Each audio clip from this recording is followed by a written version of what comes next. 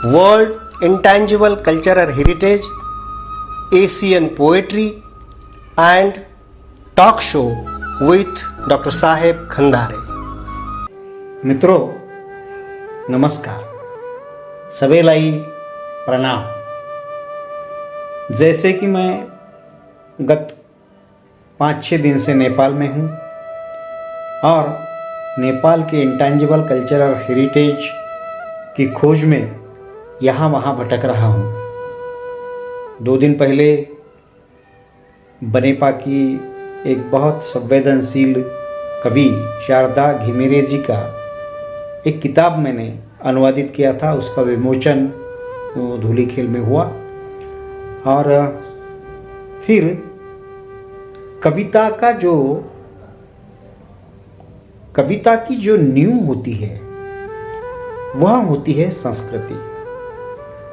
और फिर नेपाल के कई सारे कवियों ने एशियन पोएट्री के इस बहुत बड़े मंच पर अपनी कविताएं पेश की, प्रस्तुत की। इसीलिए नेपाल के संस्कृति में उन कवियों की जो प्रतिमा तथा बिंब है उसकी खोज मैं कर रहा हूँ। और उस खोज के साथ साथ नए कुछ आयाम कविता को मिले, इसलिए भी मैं प्रयत्नरत रहूँगा। और इसी कारण आज फिर से मैं नेपाल की ही एक कवि सुशीला पौडेल जी, इनकी एक अलग ढंग की अलग कविता आपके सामने लाने का प्रयास कर रहा हूँ। यह कविता पंचांग विधा में लिखी गई है। अभी इस हर एक पंचांग में 5 लाइनें होती है, या फिर उसका वो जो ढांचा है या फिर उसका तकनीकी जो तौर होता है कविता का, वो उसके बारे में मैं ज़्यादा नहीं बताऊंगा। मात्र पंचांग हो या फिर कविता हो, पूरे दुनिया में कविता की जड़ें मानव मात्र के दुखों में या पीड़ा में पाई जाती है। क्योंकि संवेदना का बहुत ही ऊंचा स्तर, यानी कि गहरी संवेदनाएं अगर हमें कहाँ मिलती है तो वह मिलती है दुखों में, पीड़ा में। वो दुख किसी भी प्रकार का हो, दुख का कोई विभाजन नहीं किया जाता, या फिर दुख जैसे संवेदना की किसी प्रकार से भी तुलना नहीं की जाती या नापतोल नहीं होता।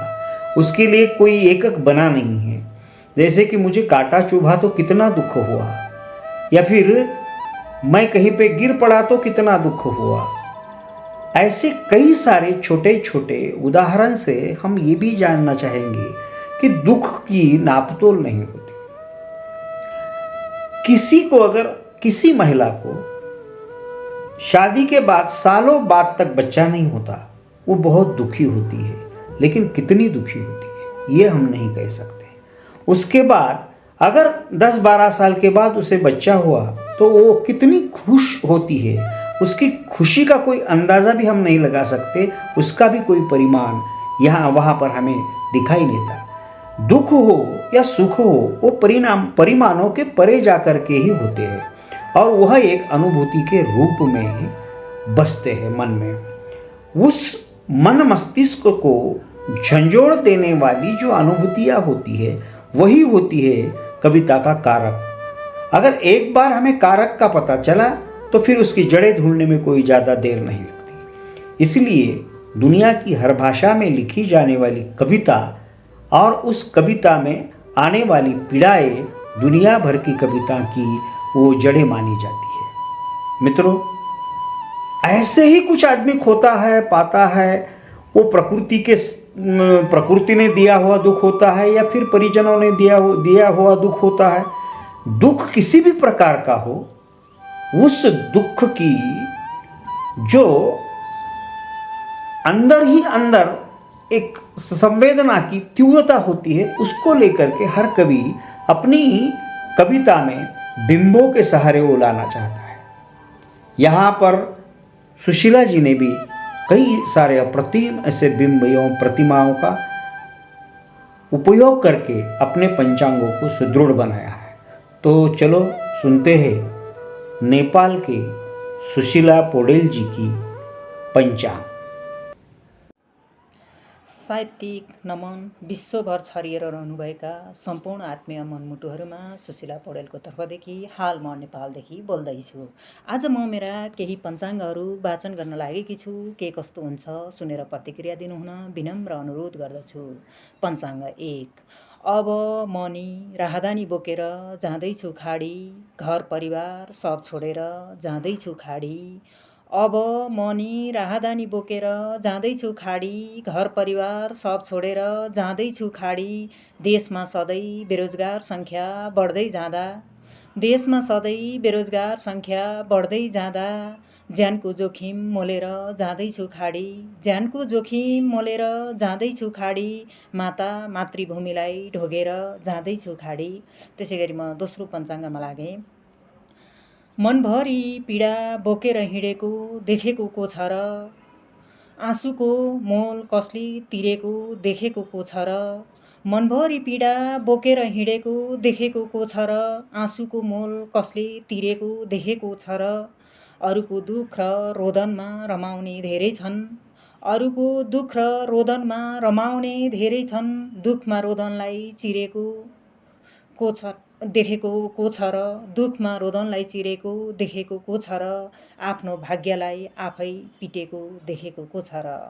त्यसै गरी म तेस्रो पञ्चाङ्गमा लागेँ। पूर्व पश्चिम नेपाल नै सारा हो तिम्रो, पूर्व पश्चिम नेपाल नै सारा हो तिम्रो। बोलेको नपुग्ने कस्तो पारा हो तिम्रो, बोलेको नपुग्ने कस्तो पारा हो तिम्रो। पूर्व पश्चिम नेपाल नै सारा हो तिम्रो, बोलेको नपुग्ने कस्तो पारा हो तिम्रो। दुखी दरिद्र सताउने कस्तो हो बानी, दुखी दरिद्र सताउने कस्तो हो बानी। कागजमै सीमित नारै नारा हो तिम्रो, कागजमै सीमित नारै नारा हो तिम्रो। जनताले नै लगाएको भारा हो तिम्रो। त्यसै गरी म चौथो पञ्चाङ्गमा लागेँ। यहाँ एक्लै कसैको पर्खाइमा बसेकी छु म, हजुरको एक्लौटी मायामा फसेकी छु म। यहाँ एक्लै कसैको पर्खाइमा बसेकी छु म, हजुरको एक्लौटी मायामा फसेकी छु म। ए हजुर मनमुटु कहिल्यै नजलाउनु, ए हजुर मनमुटु कहिल्यै नजलाउनु। सँगसँगै जुनी काट्न कम्मर कसेकी छु म, सँगसँगै जुनी काट्न कम्मर कसेकी छु म।